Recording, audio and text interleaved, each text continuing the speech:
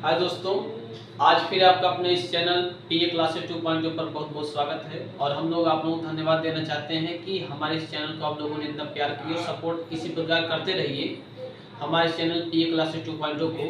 हम लोग आज फिर कक्षा 9 का विज्ञान जो है हमारे आसपास के जितने भी पदार्थ हैं, पदार्थ के बारे में हम लोग चर्चा आप लोग कर चुके हैं कि पदार्थ वह है जो स्थान घेरता है, जिसमें क्या होता है, द्रव्यमान होता है। पदार्थ की तीनों अवस्थाएं हो गई थी, ठोस, द्रव, गैस। ठोस वह होता है जिसका आकार तथा आयतन दोनों निश्चित होता है।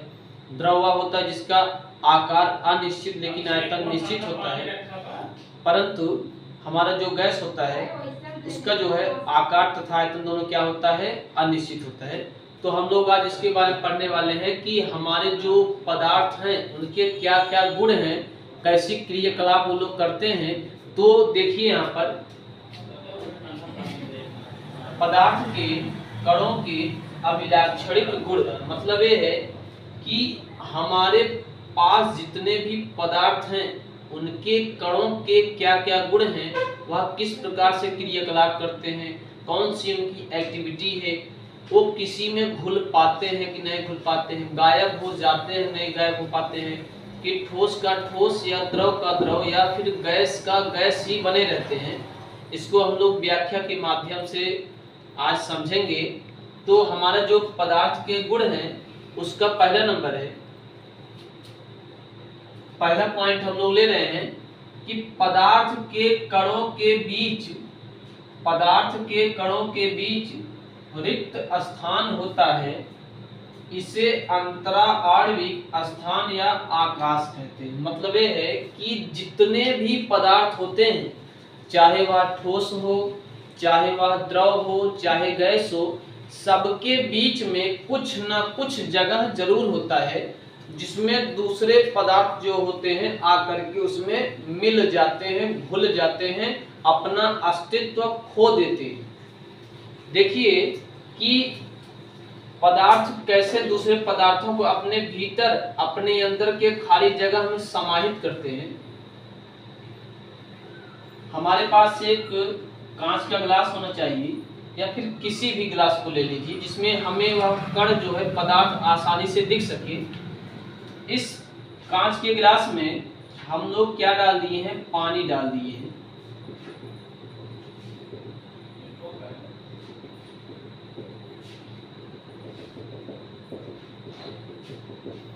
ये जो हमारे पास है ये हमारा है कांच का गिलास, कांच का गिलास है।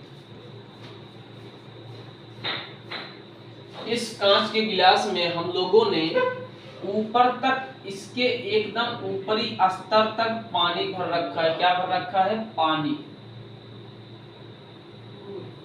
जिसका सूत्र होता है H2O।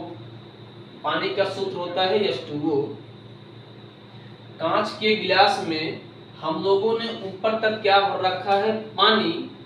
तो अब देखिए हमारे पास जो घर में चाहे लाल रंग हो चाहे दूसरा रंग हो, कलर हो कोई, उसको जब इसकी सतह के ऊपर हल्का सा लाल रंग डाल देंगे तो देखेंगे कि धीरे धीरे करके वह लाल रंग पूरे पानी को लाल कर देता है। और लाल होने पर भी वह पानी क्या है कि बाहर नहीं निकलता है। मतलब ये है कि पदार्थ जो हमारे पास है, जल है, द्रव है, उसके अंदर जो है रिक्त स्थान होता है। इसीलिए वह रंग अपना अस्तित्व उस पानी के रिक्त स्थान में भर रहा है, अपने आप को समाहित कर रहा है। तो कांच का गिलास हो, उसमें पानी एकदम ऊपर तक भर देंगे, उसमें बहुत हल्के मात्रा में लाल रंग या फिर हरा रंग, कोई भी रंग लेकर के इसमें जब ऊपर हल्का सा रख देंगे तो क्या होता है कि वह रंग पूरे पानी में समाहित हो जाता है और पूरे पानी को जो है लाल कर देता है। अगर हम लोग क्या डालेंगे, रेड कलर वाला डालेंगे तो अब पूरा पानी जो है कैसा हो जाता है, रेड रेड हो जाता है। मतलब ये है कि जो रंग के कण हैं वह पानी के बीच रिक्त स्थान में जाकर खुद को समाहित कर दे रहे हैं खुद उस रिक्त स्थान की पूर्ति कर दे रहे हैं अपने द्वारा। मतलब ये पता चलता है कि चाहे ठोस हो, चाहे द्रव हो, चाहे गैस हो, ये तीनों जो पदार्थ हैं, इसके अलावा भी जितने पदार्थ होते हैं, दो और हैं, तो सबके भीतर क्या होता है, रिक्त स्थान होता है, खाली जगह होती है। एक और देखिए क्रियाकलाप, एक और कांच का गिलास ले लीजिए, इसमें रख दीजिए आप लोग गोली, जो बच्चे बचपन में खेला करते हैं गोली, इसको आप लोग क्या कीजिए, इसके इसी कांच के गिलास में रख देंगे। तो जब गोली को कांच के गिलास में रखते हैं तो देखते हैं कि कांच के गिलास के बीच में कुछ न कुछ खाली जगह रहता है गोलियों के बीच में। मतलब ये है कि अब इसमें आप लोग क्या करें कि जैसे मान लीजिए इस गोली को पूरा हम लोग क्या किए, ऊपरी स्तर तक भरकर रख दिए कांच के गिलास में। जब इसमें आप लोग थोड़ा बहुत इसमें क्या डाल दें, चाहे रेत डाल दें, जिसे कहते हैं बालू, अगर आप लोग इसमें क्या डाल देंगे, बालू डाल देंगे, तो बालू जो है इसके बीच में जितने भी ये सब खाली स्थान दिख रहे हैं, खाली जगह दिख रहे हैं, उनके बीच में जा करके खाली स्थान को कंप्लीट कर देगा, भर देगा, और गोली का स्तर भी ऊपर नहीं आएगा, गोली जो है इस गिलास से बाहर नहीं जाएगी। मतलब ये पता चलता है कि जो भी पदार्थ हैं उनके बीच क्या होता है, रिक्त स्थान होता है, खाली जगह होती है। एक एग्जांपल और देखिए, हमारे पास एक और कांच का गिलास है, इसमें जो है एकदम ऊपर तक पानी भरा है। एक और कांच का गिलास है, इसमें भी एकदम ऊपर तक पानी भरा है। इस पानी से भरे कांच के गिलास में आप लोग थोड़ी बहुत चीनी डाल दें, जैसे मान लीजिए 1-2 कण चीनी डाल देंगे, चीनी को पीस उसकर, तो क्या होगा, चीनी तो उस पानी के अंदर चला जाएगा, लेकिन पानी का जो स्तर है ऊपर नहीं उठेगा, उसका लेवल जिस पर रहेगा वो वही रहेगा। मतलब ये है कि पदार्थों के कणों के बीच रिक्त स्थान होता है, खाली जगह होता है, और जो रिक्त स्थान होता है, इनके कणों के बीच जो भी रिक्त स्थान होता है, इसी रिक्त स्थान को कहते हैं अंतराणविक स्थान। मतलब कि अणुओं के बीच जो खाली जगह है उसे कहेंगे अंतराणविक स्थान, चाहे कहिए अंतराणविक स्थान। और इसी खाली जगह को कहते हैं आकाश भी कहते हैं। खाली जगह क्या कहते हैं, स्पेस कहते हैं, आकाश कहते हैं। जैसे आकाश में खाली जगह रहता है, उसमें चाहे जो चीज जाए वह, जैसे मान लीजिए अभी जितनी भी रॉकेटें जा रही, चाहे चंद्रयान हो, चाहे आदित्य एल1 हो, चाहे जो लूना 3 हो, कुछ भी हो, सभी लोग क्या है कि आकाश में जो है खाली जगह है, तो उसी के बीच से सभी चीजें क्या हो जा रही हैं, पार होकर के कोई चंद्रमा पर जा रहा है, कोई मंगल पर जा रहा है। वैसे ही इन सब कांच के बर्तनों में इसमें पानी रखा गया है, इसमें गोली रखी गई है, इसमें भी पानी रखा गया है।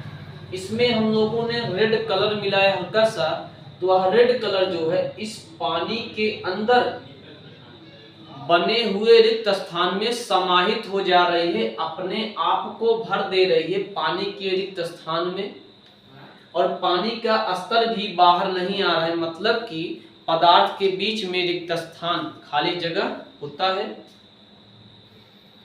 इस वाले कांच के गिलास में गोली भरे हैं, चाहे आप लोग इसमें पानी डाल दें, यहाँ तक चाहे आप लोग क्या कर दें कि इसमें रेत डाल दें या फिर धूल डाल दें, तब भी क्या होगा कि इसका स्तर जो है ऊपर नहीं आए गोली का, क्योंकि इसके बीच में जो खाली जगह है उसी में जो है रेत या धूल भर जाएंगे, और जो है पानी का नहीं, आपकी ये गोली का स्तर ऊपर नहीं आएगा, जिससे पता चलता है कि पदार्थों के कणों के बीच में भी क्या होता है, रिक्त स्थान होता है। ऐसा नहीं है कि आप लोग बहुत ज्यादा, हमें सिर्फ ये पता करना है जगह होती है नहीं होती, ये नहीं करना बहुत सारा बालू डाल दें तो खत्म हो जाए उसके अस्तित्व ही।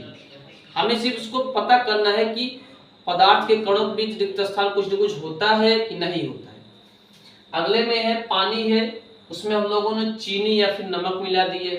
तो चीनी या नमक जब मिलाएंगे बहुत हल्का सा, तो वह भी उसमें रिक्त स्थान में भर जाएगी।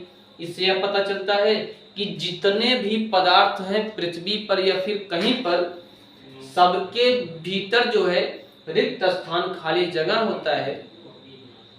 उसी रिक्त स्थान को कहते हैं अंतरा आणविक स्थान, चाहे मिलाकर कहें अंतराणविक स्थान, या फिर क्या कहते हैं स्पेस कहेंगे, आकाश कहेंगे।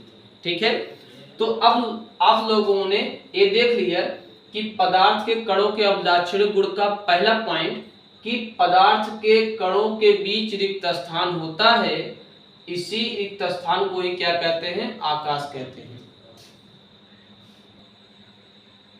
देखिए कि पदार्थ के जितने भी अभिलाक्षणिक गुण थे उसमें से पहला आपका हो गया है।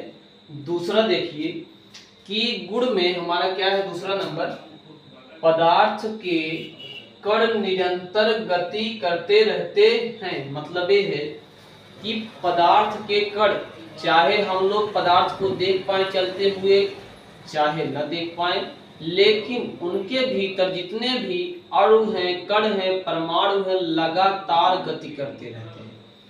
आप लोगों को एक चीज मैं बताता हूं कि पदार्थ के कण निरंतर गति करते रहते हैं। इसकी व्याख्या देखिए कि हम लोग क्या करते हैं। आप लोगों के पास एक अगरबत्ती अगर होगी, तो अगरबत्ती को आप लोग कहीं पर अगर रख दें तो क्या वह दिखती है कि वह चल रही है? नहीं दिखेगी।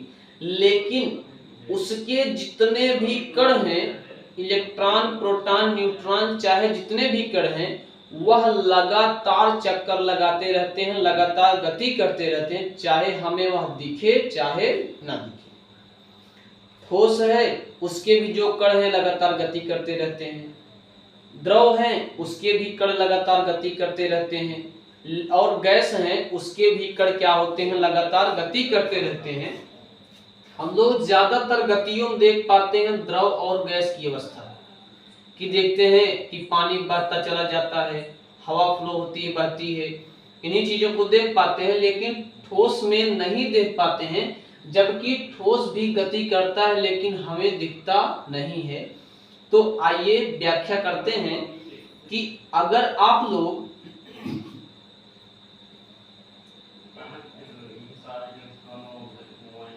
एक अगरबत्ती ले लें और अगरबत्ती को जला दें, तो उसकी जो सुगंध है पूरे कमरे में, पूरे घर में फैल जाती है। इससे यह पता चलता है कि पदार्थ जो है लगातार गति करता रहता है, चाहे हमें वह दिखे चाहे न दिखे। आप कहीं पर जो है सेंट, कितने लोग महकाते हैं, सेंट ले लीजिए, इत्र ले लीजिए, उसको अगर कहीं पर छिड़क देंगे तो थोड़ी एक जगह बैठ जाएगा।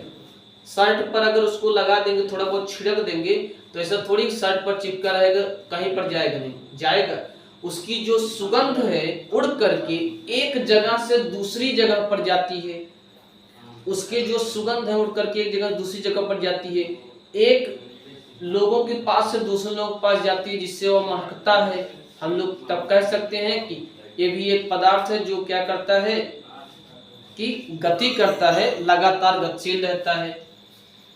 आप लोग ये जो है डस्टर देखिए, आप लोग कहेंगे कि ये डस्टर हाथ पे अगर रखा है कहाँ गति कर रहा है, लेकिन हर एक पदार्थ के भीतर जो इलेक्ट्रॉन, प्रोटॉन, न्यूट्रॉन होता है वह लगातार गति करता रहता है अपनी कक्षाओं में, चाहे वह हमें दिखे चाहे न दिखे। हमारे अंदर भी इलेक्ट्रॉन, प्रोटॉन, न्यूट्रॉन है, ये भी लगातार गति करता है। सबको पता है कि नाभिक में प्रोटॉन और न्यूट्रॉन होता है, जिसके चारों तरफ इलेक्ट्रॉन लगातार चक्कर लगाती है।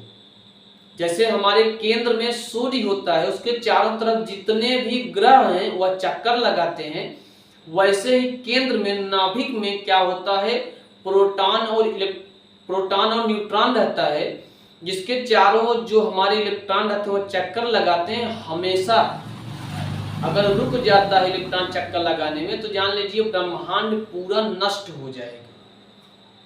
तो इससे यह पता चलता है कि चाहे कोई भी पदार्थ हो, चाहे ठोस हो, द्रव हो, चाहे गैस हो, सभी के जो अणु हैं, कण हैं, सभी क्या करते हैं, लगातार गतिशील रहते हैं, लगातार गति करते हैं, चाहे हमें दिखे चाहे न दिखे। थोड़ा सा देखिए कि आप जो है एक बर्फ का टुकड़ा ले लीजिए। क्या ले लेंगे? बर्फ का टुकड़ा। बर्फ का टुकड़ा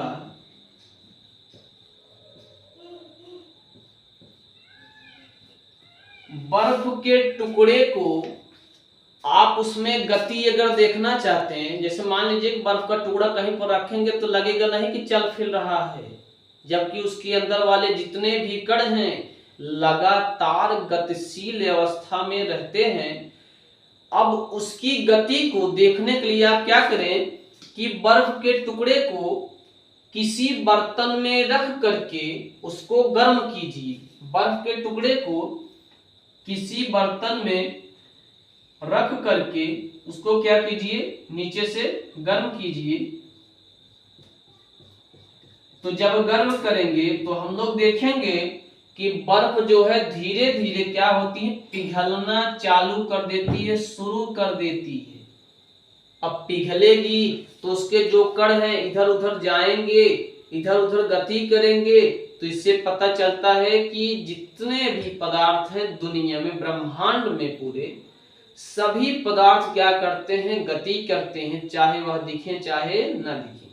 जैसे पृथ्वी पर लोग रहते हैं लेकिन पता नहीं चलता है पृथ्वी गति कर रही नहीं गति कर रही, इतनी तेज स्पीड है इसकी कि वह सूर्य का चक्कर लगाती है, लेकिन हमें पता चलता ही नहीं है कि हम लोग गति कर रहे हैं कि नहीं कर रहे हैं। उसी प्रकार चाहे ठोस हो, चाहे द्रव हो, चाहे गैस हो, हम लोग पानी जैसे द्रव है, हम लोग गैस जैसे धुआं है, सभी को देख पाते हैं गति कर रही, चल रही है।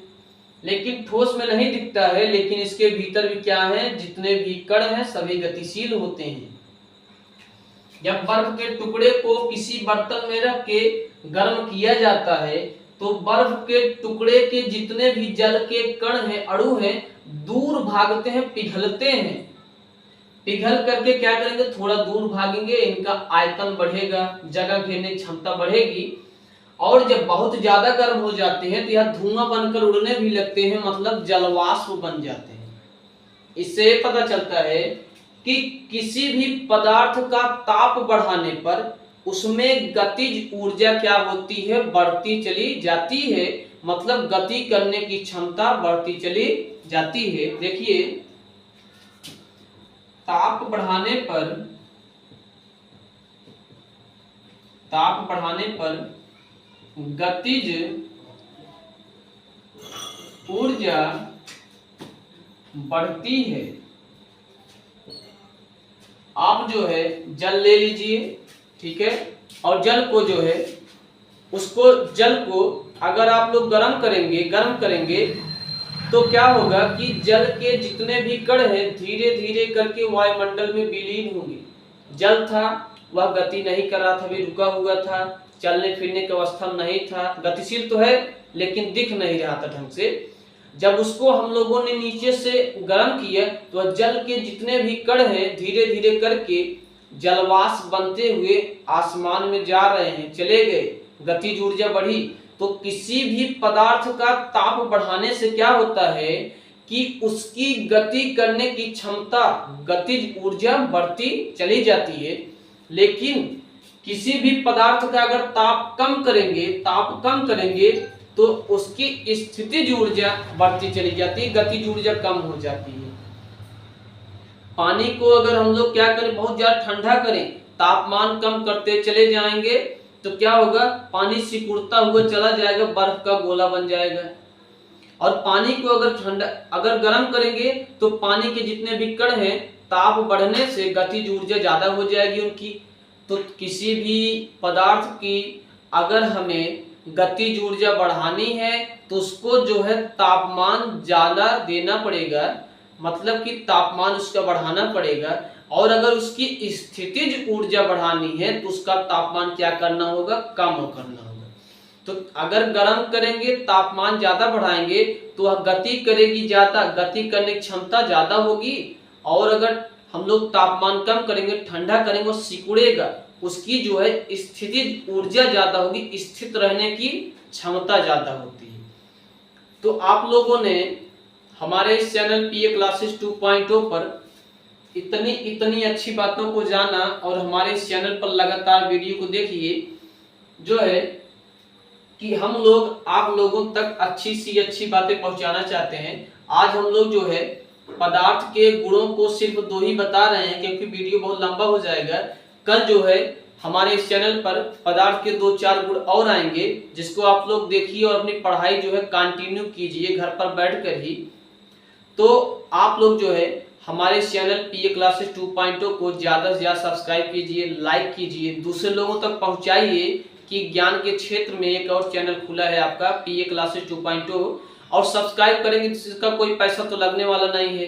हम लोग भी उत्साहित होंगे कि हाँ बच्चे हमारे चैनल को सब्सक्राइब कर रहे हैं। हम लोग ज्यादा से ज्यादा स्टडी करके ज्यादा से ज्यादा ज्ञान दे करके लोगों को क्या करें कि अच्छा से अच्छा बनाए रखें, मोटिवेट करें, जिससे जो है लोग ज्ञान के क्षेत्र में, शिक्षा के क्षेत्र में उनका स्तर बढ़ने लगे।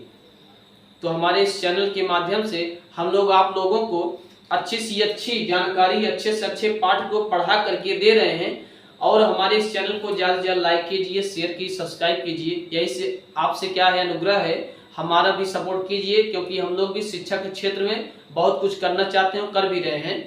तो धन्यवाद दोस्तों आप लोगों का जो है हमारी वीडियो देखने के लिए।